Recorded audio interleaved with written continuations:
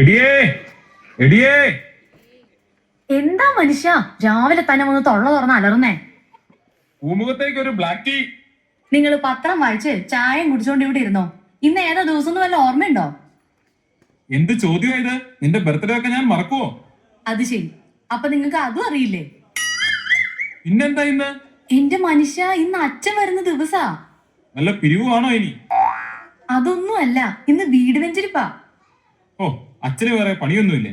ഒരു അവധി ദിവസം കിട്ടിയത് ഇങ്ങനെ പോയല്ലോ. ദേവദൂഷണം പറയാതെ മനുഷ്യ, നമ്മളോ പ്രാർത്ഥിക്കുന്നില്ല, നമുക്ക് വേണ്ടി അച്ഛനെങ്കിലും പ്രാർത്ഥിക്കട്ടെ.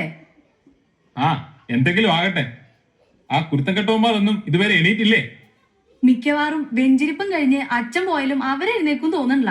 അതെങ്ങനെയാ? രാത്രി 2 മണി 3 മണി വരെ മൊബൈലും തോണ്ടിരിപ്പല്ലേ?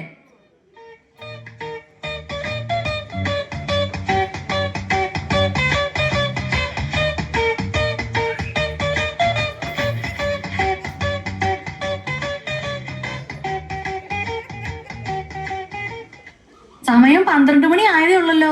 സാറൊന്ന് നേരത്തെ ആണല്ലോ. വെറുതെ ഇവിടെ തലയും ചൊറിഞ്ഞോട്ട് നിൽക്കാണ്ട് ബാക്കിയുള്ള എന്നെ കൂടെ എണീപ്പിക്കേ.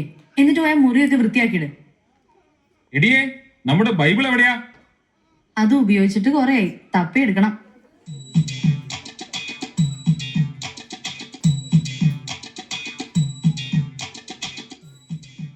എല്ലാവരോടുമായിട്ട് പറയാം, വേഗം ബൈബിള് തപ്പിയെടുത്തോ.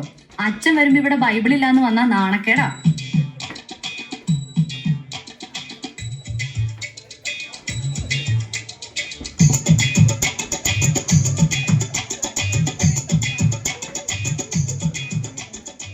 എടി, നീ ആ അപ്പുറത്തെ ശാന്തമ്മയുടെ വീട്ടിൽ പോയിട്ട് ബൈബിൾ വാങ്ങിക്കൊണ്ട് വന്നേ. എന്തിനാ അമ്മ ശാന്തി ആന്റിയുടെ വീട്ടിൽ പോന്നെ? ഞാൻ മേരി ആന്റിക്ക് घर से ले आती हूँ. കഴിഞ്ഞ ആഴ്ച അവരുടെ പട്ടി നമ്മുടെ പൂച്ച ഓടിച്ചെന്ന് പറഞ്ഞ് ഞാൻ വഴക്കുണ്ടാക്കിയില്ലേ? അന്ന് പുറത്തു പറയാൻ കൊള്ളത്തൊക്കെ ഞാൻ അവളെ വിളിച്ചതാ. മാത്രമല്ല അവളുടെ സ്വഭാവം മോശം.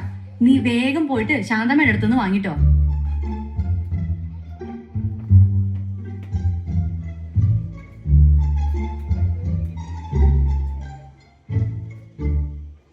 എവിടം വരെയായി കാര്യങ്ങളൊക്കെ?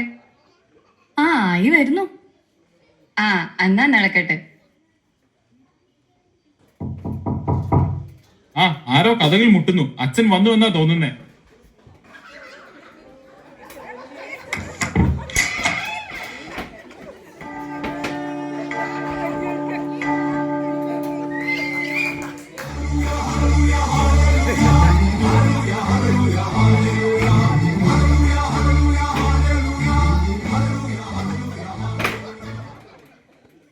യേശു മിശിഹായ്ക്ക് സ്തുതിയായിരിക്കട്ടെ.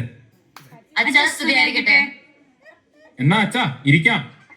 ഒരാളെയും കൂടെ കാണാനുണ്ടല്ലോ. അമ്മച്ചി എന്തി? എടി അമ്മു, നീ പോയി വല്യമ്മയെ വിളിച്ചോണ്ട് വാ.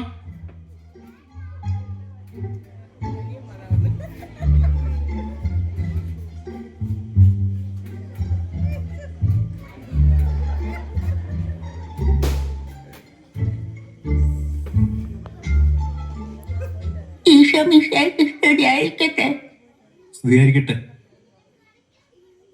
മൈക്കിളെ, കുറച്ചുനാളായല്ലോ പള്ളിയിലേക്കൊക്കെ കണ്ടിട്ട്. ഒന്നും പറയണ്ട അച്ഛാ, ആകപ്പാടെ ജോലി ഇല്ലാതെ കിട്ടുന്ന ഒരു ദിവസം ഞായറാഴ്ച. അന്ന് രാവിലെ പള്ളി പോയ അര ദിവസം പോക്കാ.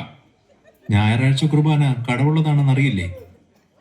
അച്ഛ, കടത്തിന്റെ കാര്യം പറഞ്ഞപ്പോഴാ അപ്പുറത്തെ വീട്ടിലെ മേരി ഞങ്ങളുടെ അടുത്തുനിന്ന് 1000 രൂപ കടം വാങ്ങിയിട്ട് ഇതുവരെ അവള് തിരിച്ചു തന്നിട്ടില്ല. എന്നും അവിടെ പോയി തെറി വിളിക്കാൻ എനിക്ക് വയ്യച്ച.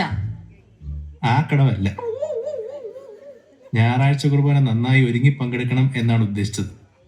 അച്ഛൻ ആ പറഞ്ഞത് നേരാ. ഈ ഇടവകയില് ഏറ്റവും നന്നായിട്ട് ഒരുങ്ങി വരുന്നത് ഞാനാ. എടാ മോനെ, നിന്നെ പള്ളിയിലോട്ടൊക്കെ കണ്ടിട്ട് കുറെ നാളായല്ലോ. ലാസ്റ്റ് എന്നാ വെച്ചാ പള്ളി ഫുഡ് ഉണ്ടായിരുന്നു? ഓണത്തിനല്ലേ? ആ, എന്നാ വന്ന്. ഓണത്തിന് മാത്രം പ്രത്യക്ഷപ്പെടാൻ നീ ആരടാ? മാവേലി? നിന്റെ കാര്യം എങ്ങനെയാടി? ഇൻട്രസ്റ്റ് ഇല്ലാത്തോണ്ടല്ല അച്ഛാ, ഭയങ്കര തിരക്കാ. രാവിലെ ബാഡ്മിന്റൺ ക്ലാസ്, ട്യൂഷൻ, പിന്നെ വൈകുന്നേരം ഡാൻസ് ക്ലാസ്. ഒട്ടും സമയമില്ല. അപ്പൊ ചുരുക്കി പറഞ്ഞ ഇതിനിടയ്ക്ക് ഒഴിവാക്കാൻ പറ്റുന്നത് പള്ളിയും കുർബാനയും മാത്രമാണ് നടത്തം. അപ്പൊ നീയോ? അച്ഛൻ ഞാൻ പള്ളിയിൽ വരാറുണ്ട്. അച്ഛൻ കാണാത്ത. അങ്ങനെയാണെങ്കിൽ അടുത്ത ആഴ്ച മുതൽ നിന്നെ പള്ളി മുമ്പിൽ കണ്ടോണം. മക്കളെ, ഈ കുർബാനയ്ക്കും സൺഡേ സ്കൂളിനുമൊക്കെ നമ്മുടെ ജീവിതത്തിൽ വലിയ പ്രാധാന്യമുണ്ട്. അങ്ങനെ പറഞ്ഞു കൊടുക്കച്ച. ഞാൻ പറഞ്ഞ ഇവർക്ക് ഒരു അനുസരണയില്ല. അതിന് നിങ്ങളെല്ലാ ഞായറാഴ്ചയും വരാറുണ്ടോ? ഇല്ലച്ച, സൗകര്യത്ത് വരുമ്പോഴൊക്കെ വരാറുണ്ട്. കുടുംബ പ്രാർത്ഥനയെങ്കിലും ഉണ്ടോ? അതങ്ങനെയല്ല അച്ഛാ. വർക്ക് കഴിഞ്ഞു വന്ന് ഇതിനൊന്നും സമയം കിട്ടില്ല. പിള്ളേരുടെ കാര്യമാണെങ്കിൽ ട്യൂഷൻ ഇല്ലാതെ അവരെ എവിടെ എത്തിക്കാനും പറ്റില്ല. അച്ഛ ട്യൂഷൻ മാത്രമല്ല, എൻട്രൻസ് കോച്ചിങ് കൂടെ ഉണ്ട്.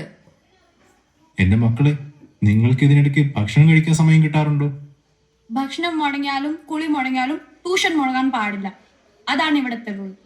എന്റെ ദൈവമേ, ഇതിലും നല്ലത് ഉഗാണ്ടയായിരുന്നു.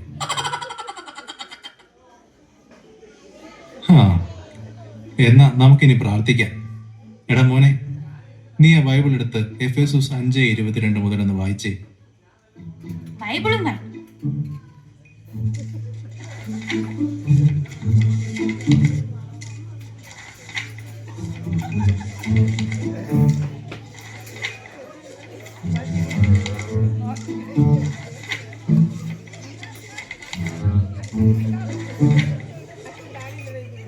ഓ, കഷ്ടപ്പെടണ്ട, ഞാൻ തന്നെ പറയാം. മക്കളെ, ഇപ്പോൾ നമ്മൾ കൈത്താക്കാലത്തിലാണല്ലോ. കൈതക്കാലോ? ഇപ്പൊ മഴക്കാലല്ലേ അച്ഛാ? മിണ്ടാതിരിയടാ. മിണ്ടാതിരിക്കാൻ പറഞ്ഞിട്ട് കാര്യമില്ല. വേദപാഠത്തിന് വേർപ്പിടാതെ ട്യൂഷന് വിട്ടു കഴിഞ്ഞാൽ അവരിതൊക്കെ എങ്ങനെ അറിയും? കൈത്താകാലം എന്നാൽ വിളവെടുപ്പിന്റെ കാലം എന്നാണ്. നമ്മളിൽ നിന്ന് ദൈവം ഫലം ആവശ്യപ്പെടുന്ന കാലം. എന്നാൽ നമ്മളോ ഇന്ന് ലോകത്തിന്റെ ഫലങ്ങളുടെ പുറകെയാണ്. ഞായറാഴ്ചയും പറ്റുമ്പോഴൊക്കെ നിങ്ങൾ കുർബാന കൂടാൻ പള്ളി വരണം. പിന്നെ കുടുംബ പ്രാർത്ഥനയും മുടക്കരുത്. ഇതൊക്കെ പറ്റുന്ന കാര്യമാണോ അച്ഛാ? ഇതൊക്കെ നമുക്ക് പറ്റണം. ദൈവത്തിനായിരിക്കണം നമ്മുടെ ജീവിതത്തിൽ ഒന്നാം സ്ഥാനം. ഇവിടെ നമ്മൾ ഉണ്ടാക്കുന്ന പേരും പെരുമയും ഒന്നും മരിച്ചാൽ നമുക്ക് കൊണ്ടുപോകാൻ പറ്റത്തില്ല. മക്കളെ ദൈവത്തിലേക്ക് നയിക്കേണ്ടതും മാതാപിതാക്കളുടെ ഉത്തരവാദിത്വമാണ്. ഇനി നിങ്ങളെല്ലാം സ്ഥിരമായി പള്ളിയിൽ കണ്ടേക്കണം. ഞങ്ങൾക്ക് തെറ്റ് പറ്റിപ്പോയ അച്ഛാ, ഞങ്ങൾ മനസ്സിലാക്കുന്നു. ഇനി മുതൽ ദൈവത്തിനായിരിക്കും ഞങ്ങളുടെ ജീവിതത്തിൽ ഒന്നാം സ്ഥാനം. ഞായറാഴ്ച കുർബാന ഞങ്ങൾ മുടക്കത്തേയില്ല. കുടുംബ പ്രാർത്ഥനയും മുടക്കില്ല അച്ഛാ. Praise the Lord. ഇന്ന് ഈ കുടുംബത്തിന് രക്ഷ കൈവന്നിരിക്കുന്നു.